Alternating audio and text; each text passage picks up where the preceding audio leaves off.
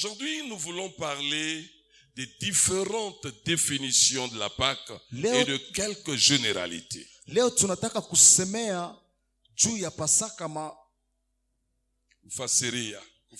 hiyo kwa ajili ya Pasaka na maana ya Pasaka. Alléluia. Amen. C'est important de connaître Ni ya muhimu kujua la signification spirituelle de la Pâque maana ya kiroho ya Pasaka et son impact prophétique sur na nos vies. nguvu yake ya unabii. Aujourd'hui, nous allons juste naviguer dans les définitions. Leo tutasemea tu maana, Mais pour bien comprendre lakini ili uelewe vizuri ces concepts Pâques dans les Écritures, ile neno Pasaka ndani ya maandiko, il faut aussi connaître l'histoire liée à la Pâque. inabidi ujue historia ambayo inaambatana na Parce Pasaka, que la Pâque est venue d'une histoire. sababu Pasaka imekuja na historia. La Pâque, c'est comme la conséquence de quelque chose. Pasaka iko kama vile matokeo ya kitu fulani. La Pâque est venue résoudre un problème. Pasaka imekuja kutengeneza shida La moja. Pâque a trouvé un problème, Pasaka imekutana shida, mais lorsqu'elle est venue, lakini wakati elle a inakuja résolu le problème imeleta suluhisho, et le peuple d'Israël est sorti de l'Égypte na taifa ya Israeli imekombolewa toka dans Misri la victoire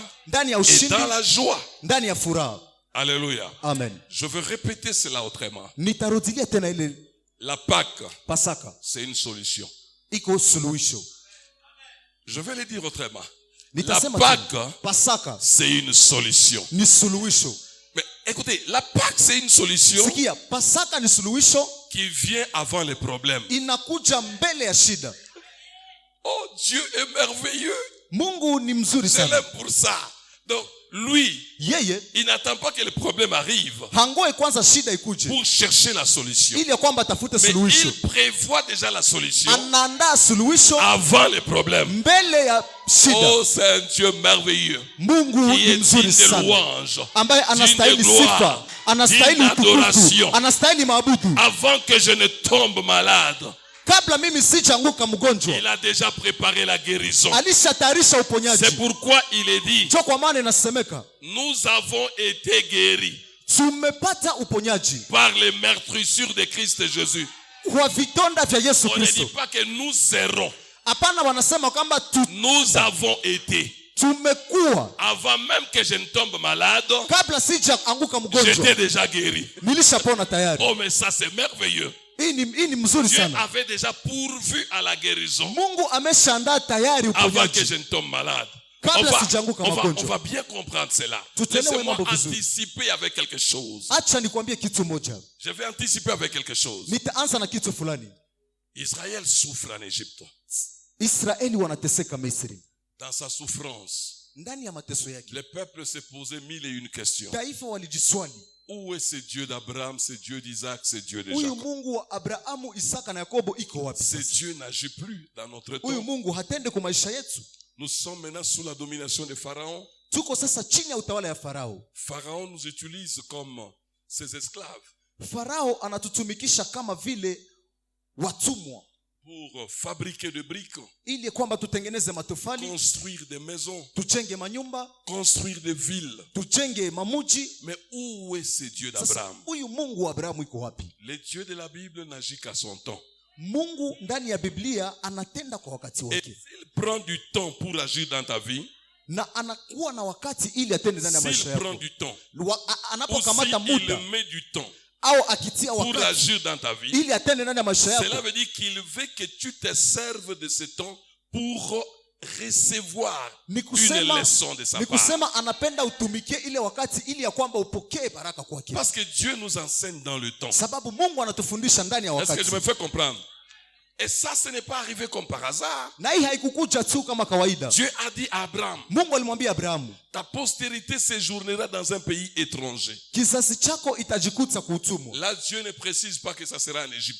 Pale Mungu hakukazia kama itakuwa Il dit Israeli, seulement dans un pays étranger. amesema tu ndani ya mji fulani Il y sera asservi. watatumikishwa, Mais il dit à la 4e génération, na anasema kwa kizazi cha nne, après 400 ans, kisha miaka 400 je viendrai les libérer. nitakuja waokoa, Mais il sortira avec de grandes richesses. na watatoka na utajiri. Dieu, en disant cela, Mungu kwa kusema ile, il annonçait déjà la Pâque, alikuwa anatangaza Pasaka sans dire ou citer le mot Pâque. bila kusema Pasaka. En disant, ton peuple, ta postérité a servi dans un pays Alisema étranger. kizazi chako, taifa lako itatumikishwa fasi Mais fulani, je viendrai le délivrer. lakini nitakuja waokoa. Il sortira avec de grandes richesses. Watatoka na utajiri Là, kubwa. c'est déjà la Pâque. Pale ilikuwa Pasaka. Alléluia. Amen. Mais il a fallu que le temps de la Pâque arrive. Ilibidi wakati ya Pasaka ifikie Après 400 ans. kisha miaka 400. Vous savez comment l'histoire a évolué avec Isaac, avec Jacob, en Égypte à travers Joseph. Unajua historia gizi iko ya Yakobo, gizi atajikuta ndani ya utumwa. Ils sont entrés en Égypte non comme un peuple esclave, Hawakuingia Misri kama vile taifa ya utumwa, comme un peuple libre.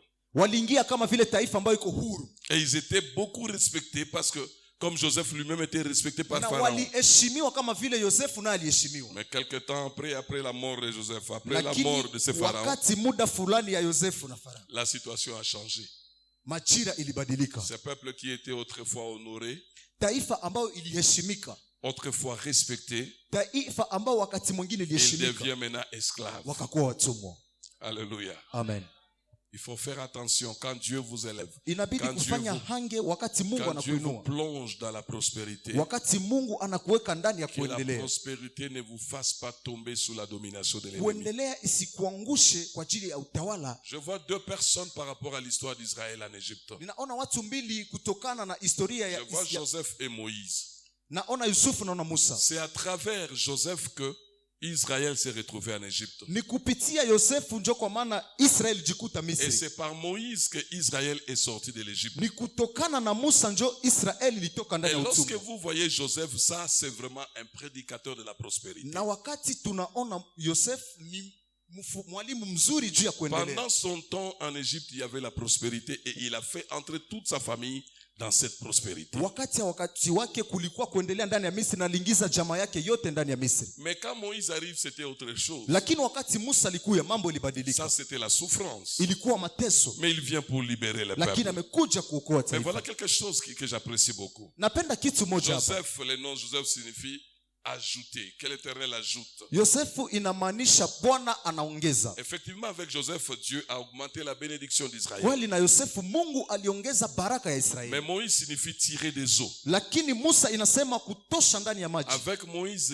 Dieu a tiré Israël hors de l'Égypte. Kutokana na Musa Mungu alitosha taifa lake Misri. Mais voilà ce qui est intéressant. Angalia sasa kitu ya muhimu. C'est le texte que nous venons de lire. Ndio somo ambayo tunatoka Dieu soma. envoie Moïse pour accomplir des miracles. Mungu anatuma Musa ili ya kwamba atimize Pour miujiza. que Israël sorte de l'Égypte. Ili ya kwamba Israeli toke ndani ya Misri. Est-ce que je me fais comprendre? Ninaeleweka?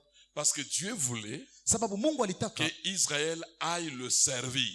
Israeli wamtumikie. Israël ne pouvait pas servir Dieu en étant en Égypte. Israeli haingeweza kumtumikia Mungu ndani ya Misri. On ne sert pas Dieu en étant esclave du monde. Hawatumikie Mungu wakati uko mtumwa wa On mwalimu ne fulani. sert pas Dieu en étant esclave du péché. Hawatumikie Mungu wakati uko mtumwa wa dhambi. En un certain moment, on a demandé aux enfants d'Israël de chanter les cantiques de Sion. Il dit, comment voulez-vous que nous puissions chanter les cantiques de Sion pendant que nous sommes à Babylone? Wakati fulani waliambia Israeli iimbe nyimbo ya Siona na wakasema tutaimbaje wakati tuko ndani ya mji wa Babyloni. Pour bien servir le Seigneur, il faut sortir du monde, sortir du péché, quitter, qu'il y ait un divorce, une séparation entre vous et le monde. Ili utumikie Mungu vizuri unapaswa kutoka ndani ya dhambi, unapaswa kutoka ndani ya dunia utumikie Mungu kwa Dans kweli. ces choses, il n'y a pas de neutralité pour dire un pied au monde et un autre pied. Dans Ndani ya hii l'église, mambo ça ne marche hakuna pas. hakuna kukua katikati, mgulu moja ndani ya Yesu, mgulu moja Ou bien, nje. ou bien.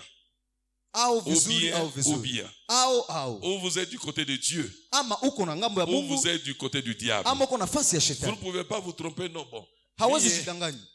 bon, je n'ai pas une grande foi, bon. Niko mwanadamu, je peux tomber dans le péché, mais na Mungu anayua tu, mimi nakuwaka gentil. Naza mutu na kuko kwea na mabenzambe mo kwa yebi. Je n'ai que faire avec votre gentillesse. Mungu hana maana na uzuri wako. La vie chrétienne, c'est pas la gentillesse.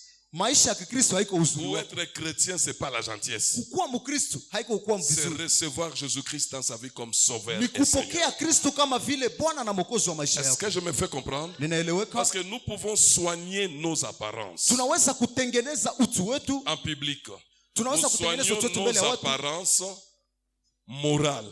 Tunaweza kutengeneza utu wetu wa ndani. Donc nous voulons faire voir aux gens, je suis chrétien, je ne me dispute pas avec les gens, tout ça. Mais si le cœur est méchant, si le cœur est pollué par le péché, sache qu'au ciel, Kama roho yako inajaa mabaya, jua kama mbingu tu n'auras pas un bon témoignage. hautakuwa na ushuhuda mzuri. Alors laissez-moi évoluer. Acha niendelee. L'objectif de Dieu, c'était quoi? Lengo ya Libérer Mungu Israël de l'Égypte. Ok? Il envoie Moïse. akatuma Musa, Va produire des prodiges wende fanya miujiza, pour convaincre le cœur de Pharaon. wende ueleweshe roho ya Farao. Moïse a produit 9 prodiges. Musa alifanya miujiza kenda. Aucun de ces prodiges n'a fléchi le cœur de Pharaon. Wakati ile miujiza ilikamata roho ya Farao, Aucun de ces prodiges. hakuna hata miujiza moja iligusa roho ya Farao. Dieu Mungu va utiliser la 10e plaie, le 10e fléau, Mungu les 10e prodiges. akatumikisha kipigo ya 10 ama miujiza ya 10. Laissez-moi vous dire que la 10e plaie, c'était la Pâque. Acha niwaambie kama kipigo ya 10 ilikuwa Pasaka. Tout cela dans quel but? Yote na lengo gani? De sortir son peuple Kutosha taifa pour lake que son peuple aille le ili servir. ambaye taifa lake ende kumtumikia. Et je suis en train de te parler par les compassions de Christ. Na niko nakwambia kwa huruma ya Mungu. Si tu es encore de l'autre côté, Kama uko ile nafasi, viens à Jésus-Christ. kuja kwa Yesu. Rejoins-nous. Utukutane. Parce que Dieu t'attend pour le servir. Sababu Mungu anakungoya Donc umtumikie. personne ne peut servir Dieu sans passer par la Pâque. Hakuna mtu anaweza tumikia Mungu bila kupitia Si Pasaka. tu n'as jamais expérimenté la Pâque, Kama haujaishi Pasaka, tu ne peux pas dire je suis serviteur, je suis servante de hawezi Dieu. kusema mimi ni mtumishi wa Mungu. Est-ce que nous sommes ensemble? Tuko pamoja. Dieu dit à Moshe, Bwana anaambia Musa, ce mois-ci hii sera pour mwezi vous le premier de mois de l'année. itakuwa mwezi wa kwanza wa mwaka. Très intéressant.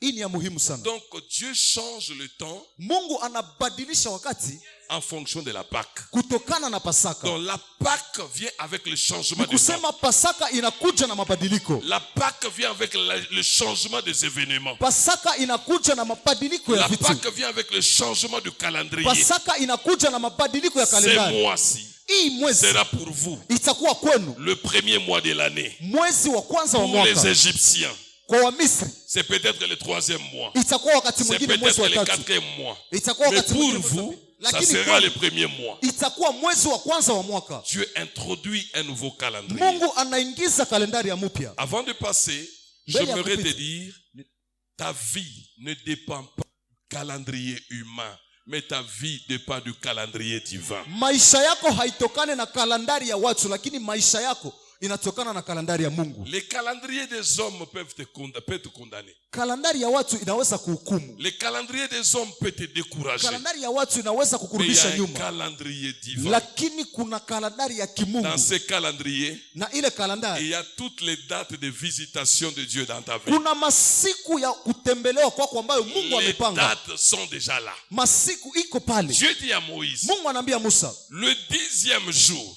siku ya 10 de ce premier mois ya qui mwezi vient de commencer aujourd'hui, ambayo inaanza leo. oh, ça c'est merveilleux.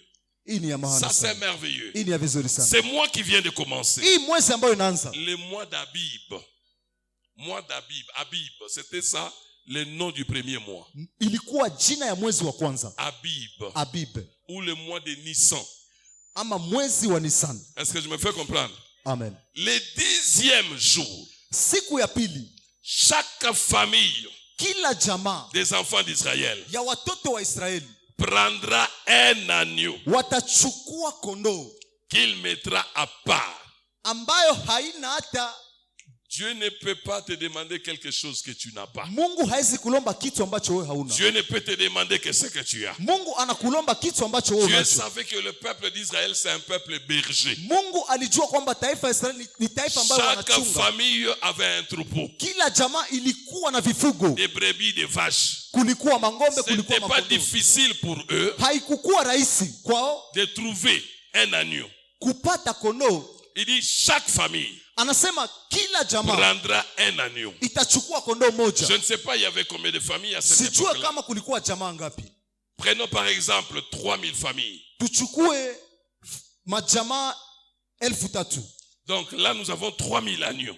Pale tunasema tuko na kondoo Un agneau 3,000. par famille. Kondoo moja jamaa moja. Ça j'aime, Seigneur. Hii ninapenda Bwana. L'agneau c'est un animal de famille. Kondoo iko kama vile nyama ya jamaa. Alléluia. Amen. L'agneau c'est un animal de famille. Kondoo ni nyama ya jamaa. Voilà comment Dieu introduit la Pâque. Angalia gisi Mungu anaingiza Pasaka. Premièrement, il donne le calendrier. Anapana kwanza kalendari. Un nouveau calendrier. Anapana Dans ce kalendari. calendrier, Ndani ya ile Dieu kalendari. fixe les jours Mungu anatia où masiku Israël devait prendre un agneau. ambayo Israeli ilipaswa kukamata mwana kondoo. Laisse-moi te dire, Acha il n'y nikwambie. a pas de Pâque sans l'agneau. Hakuna Pasaka bila mwana kondoo. Est-ce que quelqu'un comprend? Kuna mtu Il n'y anaelewa? a pas de pêche sans l'agneau. Hakuna Pasaka bila mwana kondoo. Pour qu'il y ait, Ili Pasaka iwe, il faut que l'agneau soit présent. inabidi mwana kondoo akuwe. Oh Seigneur, sois loué pour ça. Mungu po sifa kwa hilo. Mais écoutez, Mpendwa j'étais sikia. en train de vous dire que Dieu, c'est un Dieu d'anticipation. Nilikuwa nasema kwamba Mungu ni Mungu wa maandalio. Or, lorsque l'Écriture nous parle de Jésus-Christ comme l'agneau, Lakini kama maandiko yanavyosema Kristo kama vile mwana kondoo, on nous présente Jésus-Christ comme l'agneau sous 5 dimensions. wanatuonesha Kristo kama vile mwana kondoo kwa viwango Vous vitano. les trouverez dans le syllabus. Utaikuta ndani ya Sous syllabus. 5 dimensions. Kwa viwango vitano. Ya kwanza, L'agneau prédestiné. mwana kondoo ambaye atakuja Dès avant la fondation du monde. toka misingi ya dunia. Je me limite là. Ninachia Quand on pa. dit l'agneau prédestiné, Wakati wanasema mwana kondoo ambaye pasteur atakuja, patient. mchungaji Quand patient, on dit dès avant la fondation du monde, wanasema toka misingi ya avant dunia, même que le monde ne soit créé, kabla dunia haijaumbwa, l'agneau était là.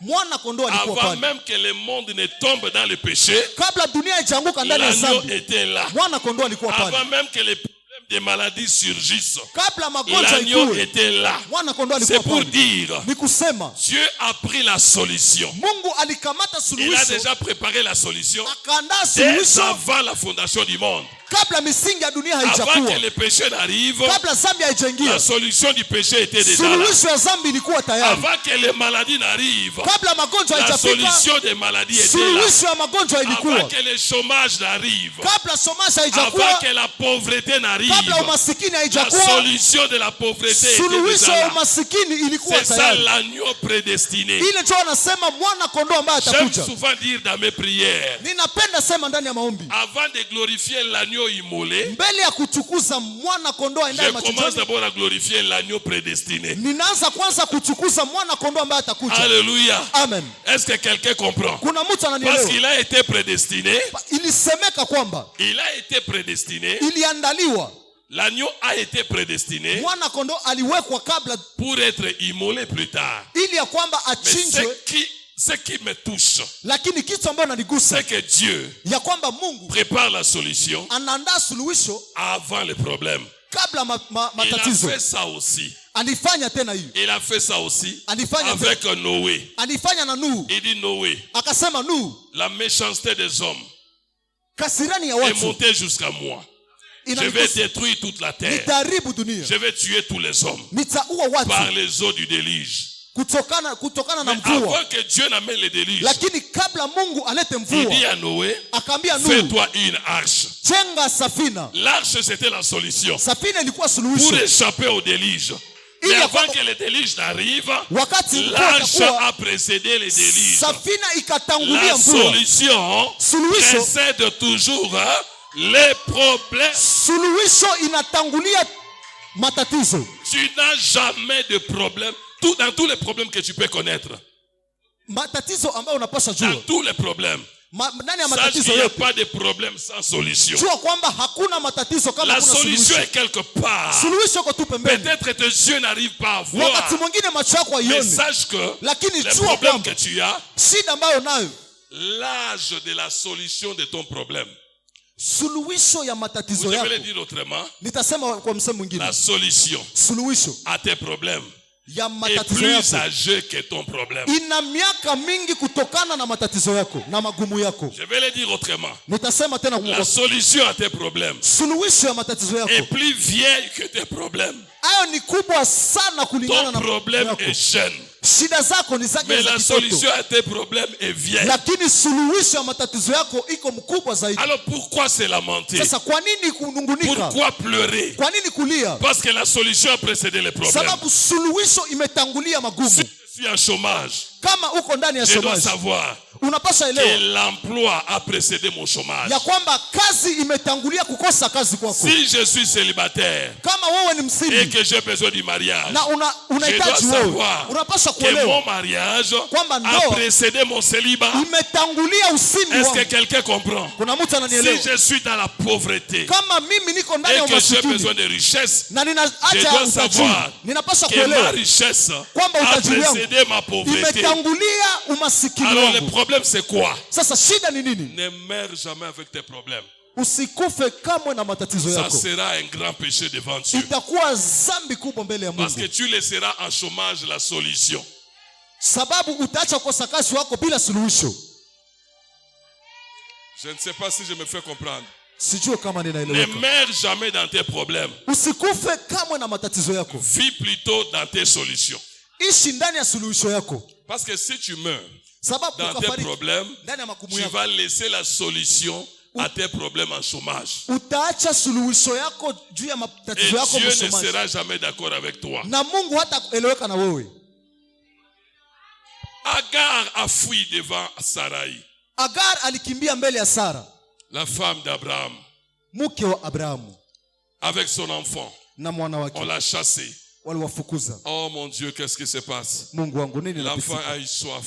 Dans Mtoto le désert, il n'y akasikia avait pas d'eau. kiu, ndani ya jangwa kuna Agar maji. s'est dit, voilà maintenant mon fils va mourir. Agari akasema, angalia mwanangu anataka Elle fariki. va déposer son fils quelque part. Akamuweka fasi Et elle fulani, va s'éloigner de son fils. akaenda Pendant ce jiweka temps, mbali. le fils était en train de crier. Ile wakati mwanake ako analalamika, Le fils crie, mwanawake analalamika, Agar pleure. Agari yeko Le analia, fils crie, mwana yeko analalamika, Agar pleure. Agari La analia. Bible nous dit, l'Éternel a entendu les cris de l'enfant. Biblia inasema kwamba Mungu akasikia kilio ya mtoto. Il n'a que faire avec le pleur.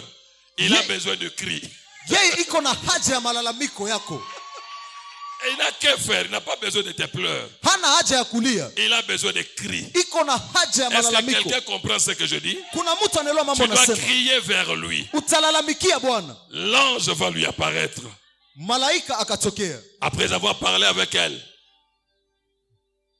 Agar va ouvrir les yeux, va voir un puits à côté d'elle. Agari akafungua macho akaona kisima moja pembeni yake. Hey, mais depuis tout ce temps, elle ne voyait pas ce puits. Hii wakati wote alikuwa aone.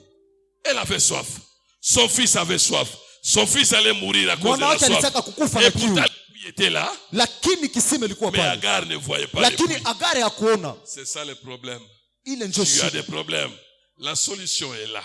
kuko shida, Dis lakini seulement suluhisho iko pale Je veux pembeni. que tu dises avec moi, Seigneur, ouvre-moi les yeux pour voir la solution à mes Unifungue problèmes. macho ili nione suluhisho yangu. Peut-être nous cherchons des solutions ailleurs. Wakati mwingine tunatafuta suluhisho Nous fasi cherchons zingine, des solutions très loin, tunatafuta suluhisho mbali, alors que la solution est là. lakini suluhisho kwa tu mali hapa. Adam, Adamu, après avoir donné des noms aux animaux, Adamu kisha kupana majina kwa manyama, il cherchait une femme, alikuwa anatafuta mke une aide semblable à lui.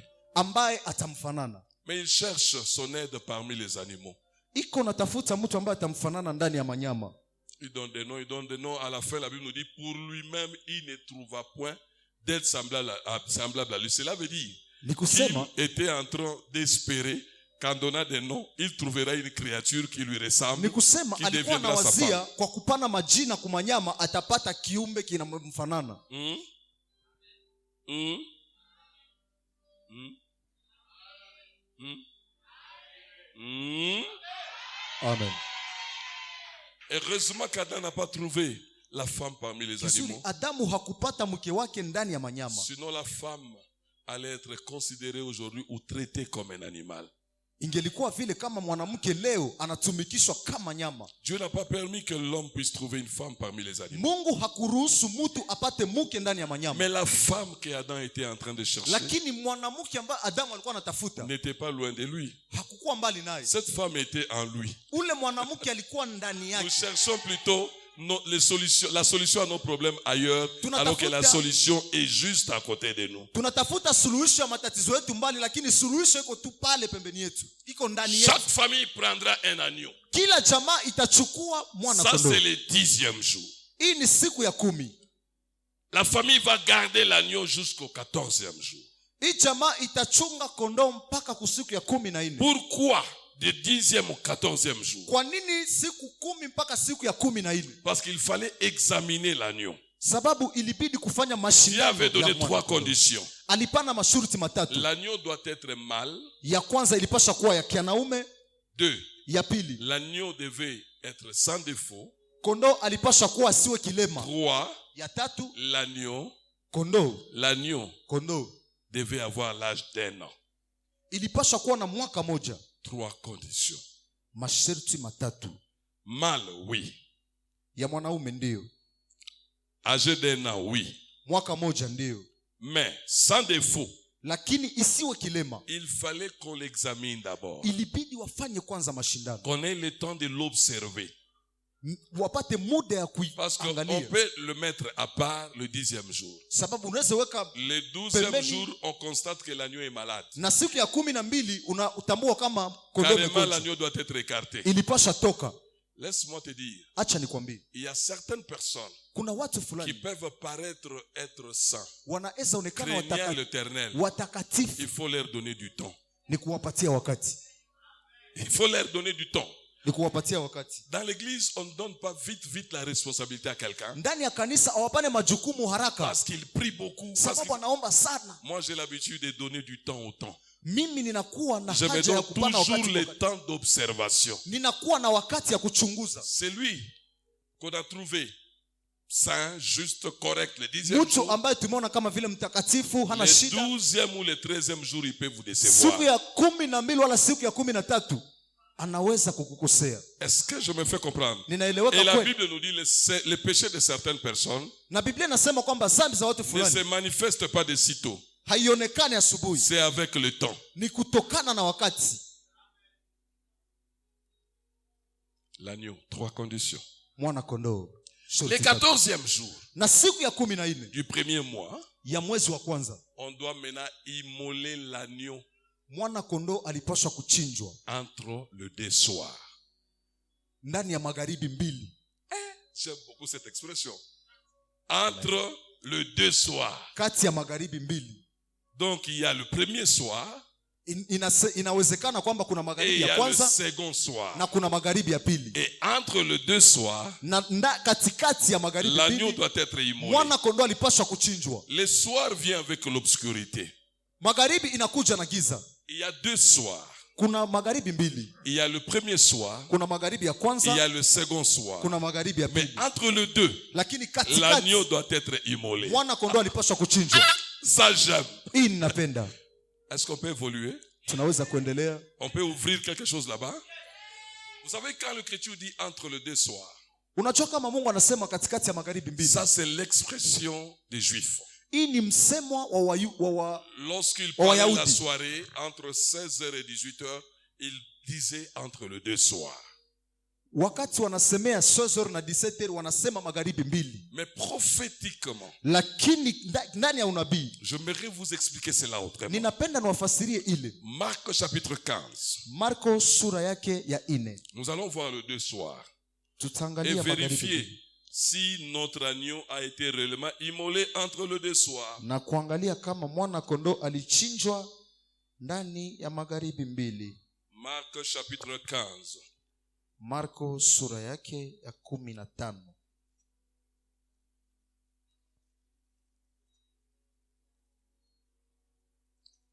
On nous lit le Watatusomea verset 33 d'abord, watatusomea après le verset 42. watatusomea sheria yake ya Là, 13. le Seigneur Jésus est déjà à la croix. Lui, Hapa- comme l'agneau, il est sur l'autel. Hapa Bwana iko juu ya msalaba kama vile mwana kondoo. Mais il ne peut pas mourir le soir. Lakini hawezi kufa Il magharibi. doit mourir entre les deux soirs. Anaweza fariki katikati ya magharibi mbili. Lisez-nous le verset 33. Mtusomee sura yake ya 33. Amen. La 6e heure, c'est-à-dire à 12 heures. Et jusque... Merci. La 6e heure, c'est-à-dire c'est à 12 heures, à midi. La 9e heure, c'est à 15 heures. Est-ce que nous sommes ensemble? Tunaelewana? De 12 heures mon rédempteur est à la croix. Bwana wangu anawekwa msalaba. De 12 heures 12 heures. à 15 heures, De 12 la heures à Bible 15 nous heures. dit qu'il y a eu de ténèbres sur toute la surface de la terre. Biblia inasema kwamba giza iliwekwa dunia nzima. Mais lorsque nous rentrons dans Genèse, Sasa wakati tunarudia ndani ya la Bible Mwanzo, nous dit qu'il y avait des ténèbres à la surface de l'abîme. Biblia inasema kwamba dunia ilijaa na Dieu giza. dit que la lumière soit. Mungu akasema na mwangaza Et la iwe, lumière fut. na mwangaza ikakuwa. Dieu appela la lumière quoi? Mungu Et il akaita appela les mwanga ténèbres quoi? siku na giza Il akaita appela les usiku. ténèbres quoi? Nuit.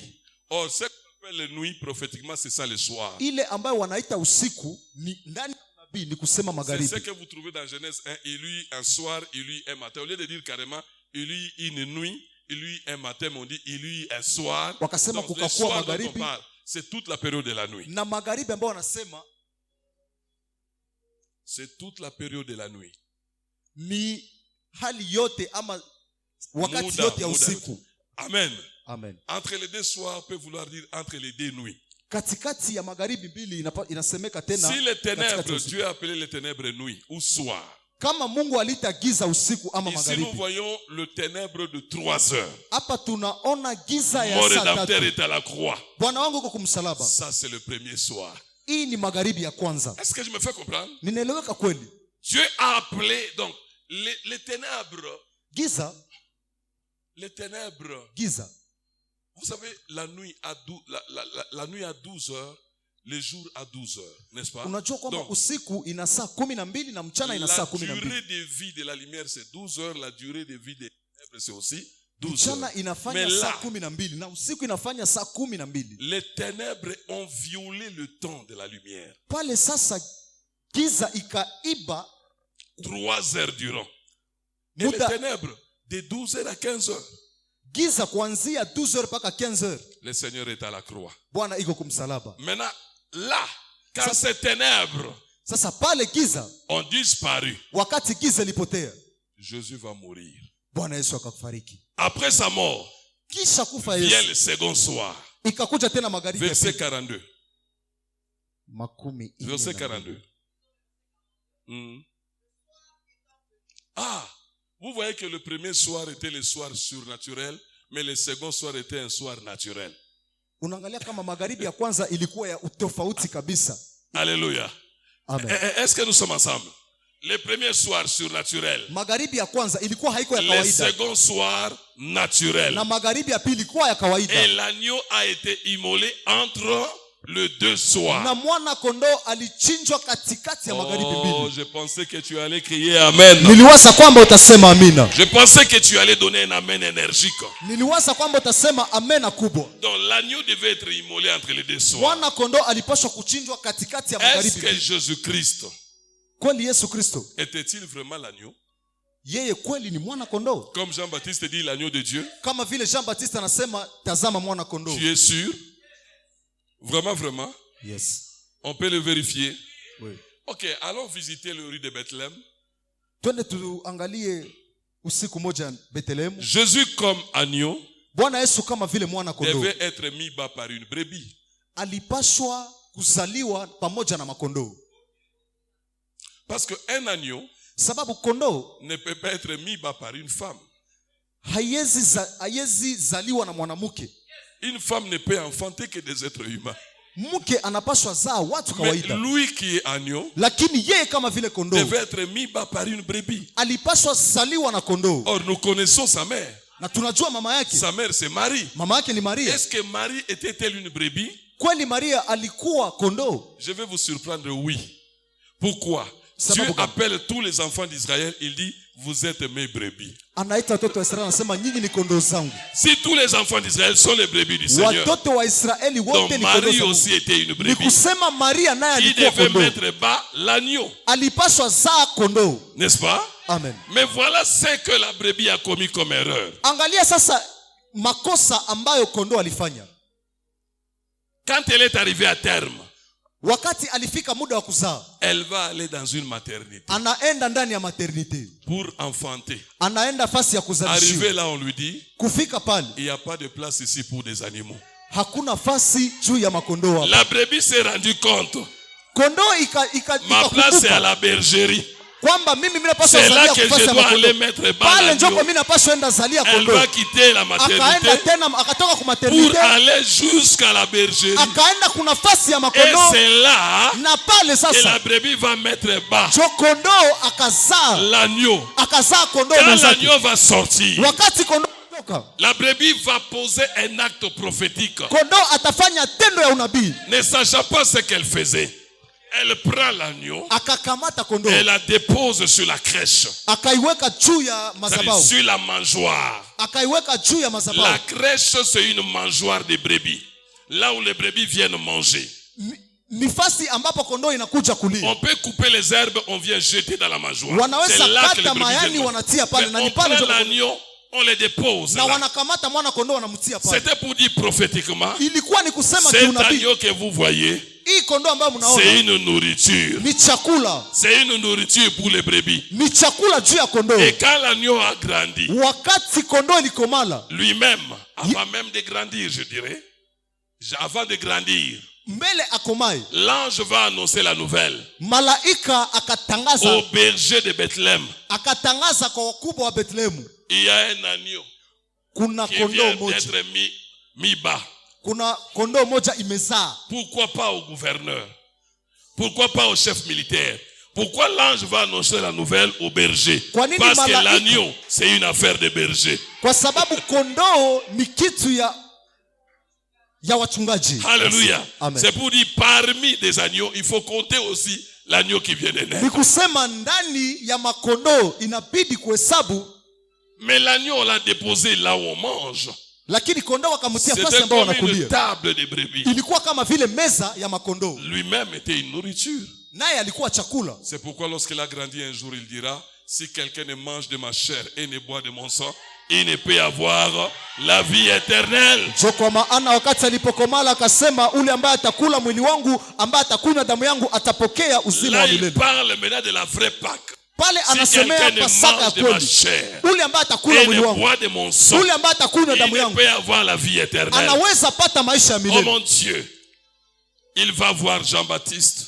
Naenda kuona Il Yohana dit, est-ce que Mbatizaji, tu peux me baptiser? anamwambia kweli unaweza kunibatiza? Oh non, Hapana, c'est moi qui ai besoin d'être baptisé par toi. mie njo nina haja ya kubatiziwa na Oh wewe. papa, laisse faire, on doit accomplir ce qui est juste. Baba, acha ifo tufanye mambo ambayo En iko fait, haki. Jésus n'avait pas de péché parce que le baptême de Jean, c'était un baptême de repentance. Pour Kubatiza se Yohana repentir, il faut ilikuwa avoir des péchés. ubatizo ya toba, Mais Jésus allait comme tout animal avant de monter sur l'autel doit être lavé.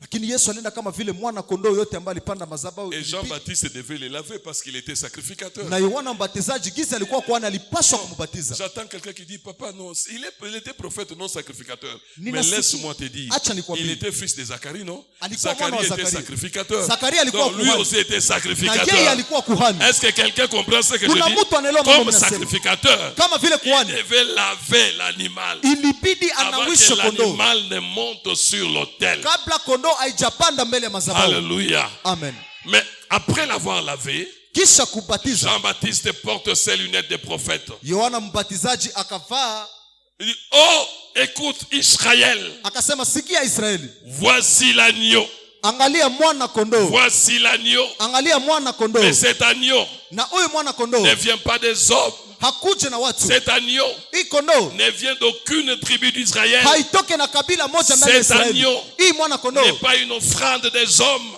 ni sadaka ya watu, Ce n'est pas une offrande des hommes. haiko sadaka ya watu. Cet agneau, Hii mwana c'est kondoo l'offrande de Dieu. ni sadaka ya Mungu. C'est pourquoi je dis c'est l'agneau de Dieu. Cho kwa maana nasema kwamba ni kondoo ya Mais Mungu qui n'est pas venu passer des vacances. ambayo haikukuja kufanya mazoezi, Mais il est venu pour ôter le péché du lakini monde. imekuja na kuondoa dhambi ya Oh dunia. Seigneur, j'aime ça. Oh Bwana, ninapenda Si hii. l'agneau Kama kondoo est capable d'ôter le péché, iko na uwezo ya kuondoa donc dhambi, il est aussi capable d'ôter les conséquences du péché. ni kusema kwamba iko na uwezo ya kutosha kila hali yote ya dhambi, Capable d'ôter la stérilité.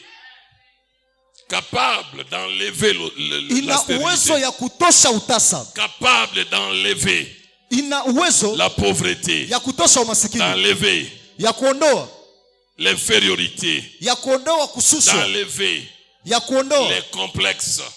woga, D'enlever ya kuondoa la détresse. d'enlever ya kuondoa les pleurs. machozi. Oh, j'aime cet agneau qui enlève. Ninapenda huyu mwana kondoo L'agneau ambaye qui yuko ndani ya kazi, enlève. ambaye anaondoa. J'aime cet agneau qui enlève. Ninapenda mwana kondoo ambaye anatosha. Alléluia.